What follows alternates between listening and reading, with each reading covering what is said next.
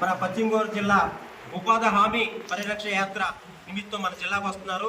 ముందుగా మన కాళ్ళ మండలం కాళ్ళ గ్రామంలో సంత మార్కెట్ వద్ద రచ్చబండ కార్యక్రమం నిర్వహించబడుతుంది.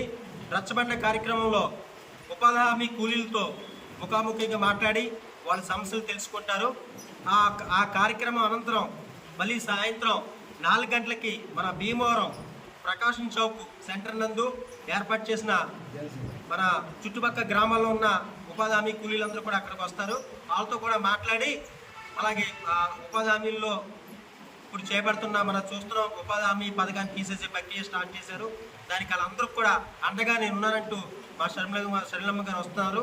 దీనికి మన జిల్లాలో ఉన్న కాంగ్రెస్ పార్టీ నాయకులు, కార్యకర్తలు, జిల్లా కోఆర్డినేటర్లు, టౌన్ ప్రెసిడెంట్లు, మండల ప్రెసిడెంట్లు అందరూ కూడా విచ్చేసి ఈ 2 కార్యక్రమాలు రచ్చబండ మరియు మన ప్రకాశం జోగులే కార్నర్ మీటింగ్ని విజయవంతం చేయాలని చెప్పి కాంగ్రెస్ అభిమానులను, కార్యకర్తలను కోరుకుంటున్నాం. కాంగ్రెస్ పార్టీ దీనికి షర్మిలారెడ్డి గారు నా ఉదయపూర్వక అభినందనలు తెలియజేస్తున్నాను.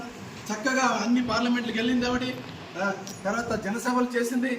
అదే కాకుండా విలేజెస్లో కూడా మీటింగ్స్ పెట్టి ప్రజా కోర్టులో తీసుకెళ్ళగలిగింది షర్మిలకు ఆయన టీంకు కూడా I want congratulate them, they have done good work.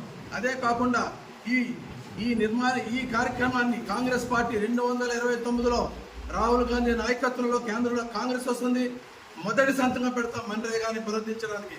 ఎట్టి పరిస్థితుల్లో పేద ప్రజలకు అన్యాయం జరిగితే కాంగ్రెస్ పార్టీ అడ్డుపడుతుంది.